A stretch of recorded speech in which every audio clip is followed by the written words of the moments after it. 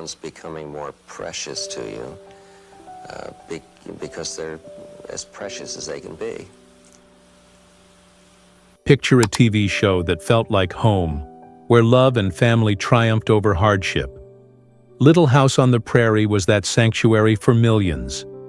But what if its final moments weren't a gentle goodbye, but a shocking act of defiance?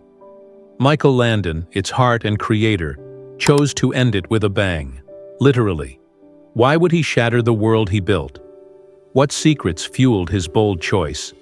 Join me to uncover the hidden story behind one of television's most unforgettable endings. Imagine a time when families huddled around their TVs, drawn to a story that felt like home. In the 1970s, Little House on the Prairie wasn't just a show. It was a beacon of warmth, weaving tales of love and survival on the American frontier. Yet, its ending wasn't the gentle fade-out fans expected. It was explosive, literally. Why did this cherished series vanish? And what drove Michael Landon, its heart and soul, to raze the town of Walnut Grove to the ground?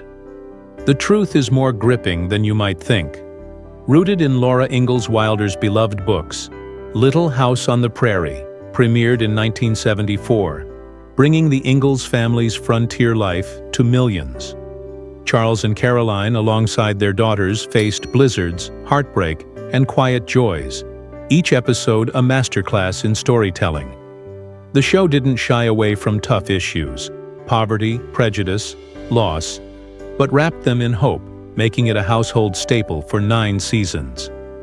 By the late 1970s, it had aired 204 episodes, a testament to its pull. But what kept viewers hooked? Was it the simplicity of a family's bond, or something deeper? Steering this ship was Michael Landon, the man who breathed life into Charles Ingalls. More than an actor, he was the show's writer, director, and executive producer, pouring his heart into every frame. His touch was everywhere, from scripts that tugged at heartstrings to scenes that lingered long after the credits rolled. Landon's vision made the Prairie feel alive. But who was the man behind the patriarch? What shaped his relentless drive? Born Eugene Maurice Horowitz in 1936, Landon's early years in Queens, New York, were far from idyllic. His mother's emotional struggles cast a shadow, leaving scars that fueled his sensitivity. A shy kid, he found escape in sports, excelling in javelin throwing, which earned him a scholarship to USC. But an injury shattered that dream, pushing him toward acting. Adopting the name Michael Landon from a phone book, he landed his breakout role as Little Joe Cartwright on Bonanza, a 14-year stint that honed his skills and sparked his love for storytelling. Could his past have shaped the soul of Little House? When Bonanza ended, Landon didn't pause. He dove into adapting Wilder's books, seeing in them a chance to share his values: family, faith, grit. Little House on the Prairie became his canvas, where he painted stories that resonated across generations. As executive producer, he controlled every detail, from dialogue to direction, ensuring authenticity. On set, he was a force, demanding yet deeply caring. Melissa Gilbert, who played Laura, called him a father figure, a bond that went beyond the screen. But was his intensity a double-edged sword? Landon's leadership created a family among the cast. Young actors like Allison Arngrim, who played Nellie Olson, praised his guidance, while others found his control challenging. He'd tweak scripts mid-shoot, a habit that sparked tension, but often yielded magic. The show tackled bold themes, addiction, racism, with a gentleness that won hearts. By 1980, it was a cultural touchstone, its episodes etched in memory. So why would a show this loved ever end? What was brewing behind the scenes? As the 1970s gave way to the 1980s, the TV landscape shifted. Flashier shows stole viewers, and Little House felt the pinch. After 8 seasons, Landon made a stunning choice. He stepped back from acting. The show rebranded as Little House: A New Beginning in 1982, focusing on Laura and Almanzo. Without Landon's on-screen presence, ratings tanked. NBC pulled the plug after season 9, a decision that stung. But the real shock was yet to come. Why did Landon return for one last act? In 1984, Landon crafted Little House: The Last Farewell, a TV movie that ended with Walnut Grove's destruction. Melissa Gilbert, in a 2025 interview, revealed Landon's motive: fury at NBC. The network never formally told him the show was canceled. He learned it from the fall schedule, a slap after decades with them, including Bonanza. Landon blew up the sets to ensure no one else could use them, protecting a space he deemed sacred. "Those were ours," Gilbert recalled him saying. "We built them." Was this defiance his final masterpiece? The cast wasn't there for the explosions, arriving to find their town in ruins. Gilbert called it heartbreaking, a raw wound for those who'd lived in Walnut Grove's world. Yet Landon's choice was also practical. He feared the sets being misused, even for unsavory projects. His act closed the chapter definitively, a bold statement of ownership. But did it overshadow the show's legacy? Little House on the Prairie endures, its 204 episodes streaming on platforms like Peacock, drawing new fans. In 2024, the cast reunited for the 50th anniversary, sharing stories that reignited love for the series. Its lessons, resilience, kindness feel timeless, resonating in a fractured world. The show's blend of grit and grace, shaped by Landon's vision, keeps it alive. But what personal battles did Landon face during its run? That's a story for another day. The sun still rose over Walnut Grove, but by the late 1970s, shadows were creeping into the world of Little House on the Prairie. The show that had woven itself into the fabric of American homes was facing a new reality. Television was changing, with viewers craving flashier stories, urban dramas, and high-stakes action. NBC, the network behind the series, saw the shift and pushed Michael Landon to adapt. They wanted more excitement, more modern flair to keep pace with the 1980s. But Landon, the heart and soul of the show, stood his ground. For him, Little House was a testament to family, faith, and resilience, values he refused to compromise. Could he hold fast to his vision in a world that demanded change? This clash with NBC wasn't the only storm brewing. On set, the tight-knit cast began to feel the strain. Karen Grassel, who brought warmth to Caroline Ingalls, later shared that her role felt sidelined in later seasons. In her 2021 memoir, Bright Lights, Prairie Dust, People, she described tensions with Landon over her salary, a sign of deeper frustrations. Other actors, too, noticed their characters fading as the focus tightened on Charles and Laura. It wasn't personal. Landon's devotion to the story's core, rooted in Laura Ingalls Wilder's books, drove his choices. But that singular focus left some feeling overlooked, creating ripples of unease among the cast. Was the family spirit of Walnut Grove starting to fray? The grueling production schedule didn't help. Landon's relentless drive was legendary. He wrote, directed, and starred, often without pause. He expected the same intensity from everyone, a standard that fueled the show's quality, but exhausted its team. Melissa Gilbert, who played Laura, later recalled the long hours in a 2024 interview, noting how Landon's passion was both inspiring and draining. Meanwhile, the show's young characters were growing up. Laura was no longer the wide-eyed girl racing through fields. Mary had married and left. The stories had to evolve, but some fans yearned for the simpler days of early seasons. Ratings began to slip, a quiet warning of what was to come. Landon's personal life added another layer of complexity. By 1982, his 19-year marriage to Lynn No was unraveling. His relationship with Cindy Clerico, a stand-in on the set, sparked headlines and led to a painful divorce. The emotional toll was undeniable, and it seeped into the show. Later episodes grew darker, tackling themes like loss and injustice with a raw edge that felt new. Was Landon pouring his own struggles into Walnut Grove's stories? The shift was subtle but unmistakable, leaving fans wondering if the show's heart was changing. To counter the declining ratings, the show rebranded in 1979 as Little House, A New Beginning. The focus shifted to Laura and Almanzo, now building their own family, with Landon stepping back from acting. He handed some creative reins to others, a rare move for a man who thrived on control. But the magic didn't return. Without Charles Ingles' steady presence, the series felt adrift, and viewers drifted too. By 1982, after 9 seasons, NBC pulled the plug. Yet Landon wasn't done. He had one final act to ensure Little House would never be forgotten. In 1984, Little House, the last farewell aired, a TV movie meant to close the chapter. Fans expected a tender goodbye, perhaps a speech or a hopeful resolution. Instead, they got a shock. Faced with losing their town to a greedy outsider, the people of Walnut Grove made a radical choice. They destroyed it themselves. Homes, stores, even the church, reduced to rubble in a defiant stand. It was a gut punch, a finale that left viewers reeling.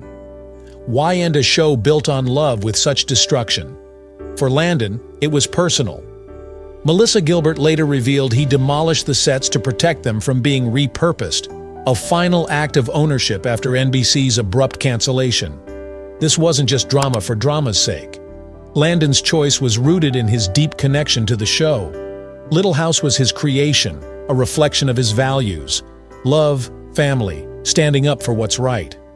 By leveling Walnut Grove, he ensured no one could dilute its legacy with cheap reboots or spin-offs. The sets built at Big Sky Ranch in California were gone, but their spirit lived on. In 2024, fans celebrated the show's 50th anniversary, flocking to festivals and streaming episodes on platforms like Peacock. Its lessons of resilience still resonate, a testament to Landon's vision. By the early 1980s, Little House on the Prairie stood at a pivotal moment. NBC, sensing opportunity, rebranded it as Little House, A New Beginning, centering the story on Laura and Almanzo. But Michael Landon, the show's guiding light, saw a different path. In heartfelt interviews with People magazine and the Archive of American Television, he explained, "I couldn't let someone else take our story and strip it of its soul. That would have betrayed the fans and everything we created." For Landon, Little House was more than a series. It was a reflection of his deepest values. He'd seen networks reshape beloved shows into hollow shells, and he refused to let that happen. When NBC considered moving forward without him, Landon made a decisive choice. He returned for the last farewell in 1984, not just to embody Charles Ingles once more, but to ensure the show ended on his terms. In a powerful TV Guide reflection, he said, "I leveled the town to protect its memory." This wasn't mere destruction. It was a fierce act of love to preserve something irreplaceable. Why would a man so devoted to a story choose such a drastic end? Landon's all-in commitment to Little House came at a steep price. After 9 seasons, he was drained, his mind, heart, and body pushed to their limits. He later confessed he never imagined the show would run so long. He'd given it his everything, and when the time came to step away, he did so fully. Today, his choice to end the series so definitively is met with respect. It was bold, even heartbreaking, but it was true to his vision. In an era where reboots often dilute classics, Little House stands untouched, its authenticity preserved by Landon's resolve. But as the Prairie faded from screens, Landon's own life took a somber turn. In April 1991, he faced a crushing diagnosis. Pancreatic cancer, already spread to his liver, was terminal. The news stunned fans who saw him as the embodiment of strength. Yet Landon met this challenge with raw courage. On national television, he shared his story, his voice steady with hope, touching millions with his vulnerability. In his final months, he retreated to his family, his wife Cindy and children, finding peace in quiet moments. Even in pain, his warmth and humor shone through, a testament to his enduring spirit. On July 1st, 1991, at just 54, Michael Landon passed away. The world didn't just lose a star, it lost a figure who felt like family. How could someone so vibrant leave so soon?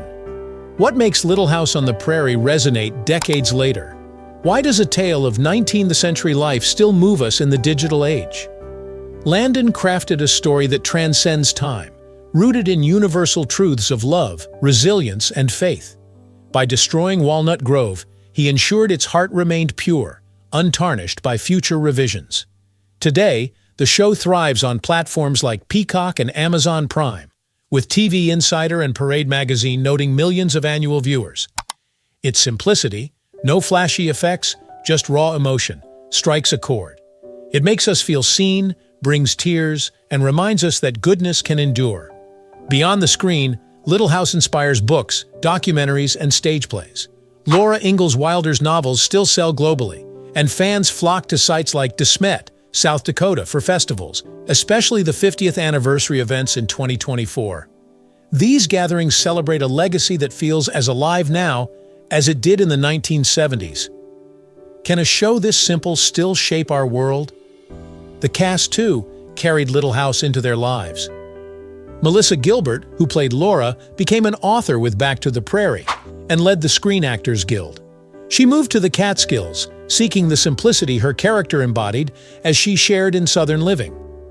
Karen Grassel, the nurturing Caroline, returned to theater and penned a memoir about her journey. Allison Arngrim, the unforgettable Nellie Olson, wrote Confessions of a Prairie Bitch and thrived in comedy and advocacy. Melissa Sue Anderson, who portrayed Mary, settled in Canada, focusing on family and sharing her story in The Way I See It. Each found ways to honor the show's impact, their lives shaped by its lessons. How did Little House leave such a lasting mark on its stars? Landon's success wasn't just creative, it was financial. At his passing in 1991, his net worth was around $40 million in today's dollars, reflecting his roles as actor, writer, director, and producer. His real estate was a cornerstone. A 7-bedroom Malibu mansion, sold in 1989 for $6 million, about $11 million today, later valued at $40 million, and a private Malibu Canyon equestrian compound still held by his family. His business ventures centered on his creative control, producing and directing to secure both income and vision. With Lorne Green, he donated Malibu beachfront property for a public beach honoring Dan Blocker, a gesture of generosity. While details on cars, watches, or insurance are scarce, his lifestyle was one of comfort, befitting a television titan. His financial lessons, diversifying income, investing in real estate, and prioritizing creative control, offer timeless wisdom. Little House on the Prairie remains a guiding light in a world often dimmed by chaos. Michael Landon's vision gave us a story that endures, teaching us about love, grit, and family. His portrayal of Charles Ingalls and his relentless work behind the scenes left an indelible mark. By ending the show so decisively, he preserved its soul for generations. As we look back, we see a man who gave everything to his craft and his audience, leaving a legacy that still shines. In the quiet fields of Walnut Grove, Michael Landon's spirit lives on, whispering that kindness and faith can illuminate even the darkest paths. What will you take from his story? As we close the book on Little House on the Prairie, let's reflect on why this show still tugs at our hearts. For nearly a decade, it was a beacon of hope, weaving tales of love, struggle, and resilience that brought families together. Michael Landon, the creative force behind it all, didn't just play Charles Ingalls. He shaped every episode with his vision of faith and morality, turning Laura Ingalls Wilder's stories into a cultural touchstone. His choice to end the series with The Last Farewell, where Walnut Grove was reduced to rubble, wasn't just dramatic, it was a fierce act of protection. Landon ensured no one could dilute the show's soul, preserving its purity for generations. But what made him take such a drastic step? The answer lies in his unwavering commitment to the values he held dear, even as personal and professional challenges tested his resolve. The cast, too, carried the Prairie spirit forward. Melissa Gilbert, who grew up as Laura, found solace in a simpler life in the Catskills, as she shared in a 2023 Southern Living, Invalid URL, Do Not Cite, interview. Karen Grassel returned to theater, Allison Arngrim embraced advocacy, and Melissa Sue Anderson prioritized family, each shaped by their time in Walnut Grove. Michael Landon's own journey, marked by triumphs and a courageous battle with pancreatic cancer, deepened his connection with fans. When he passed in 1991, it felt like losing a friend. Yet, his legacy endures. Little House continues to captivate, with millions watching reruns on Peacock, Invalid URL Do Not Cite, and Hallmark, Invalid URL Do Not Cite, as noted by TV Insider, Invalid URL Do Not Cite. A 2025 Netflix reboot, per Netflix Tutum, Invalid URL Do Not Cite, will introduce the Ingalls family to new viewers, proving the show's themes are timeless. So, what's your take? Did Landon's bold finale honor the show's legacy, or do you wish for more stories from the Prairie? Maybe you have memories of watching with loved ones, those moments that felt like stepping into Walnut Grove. Drop your thoughts in the comments. Let's share what this show means to us. If this journey moved you, give us a thumbs up and hit subscribe for more stories that uncover the heart of entertainment. Next, we're diving into another icon's tale, filled with twists and triumphs you won't see coming. Stay tuned. As we part ways, let's carry forward the lesson of Little House. No matter the storm, love and family will always light the way.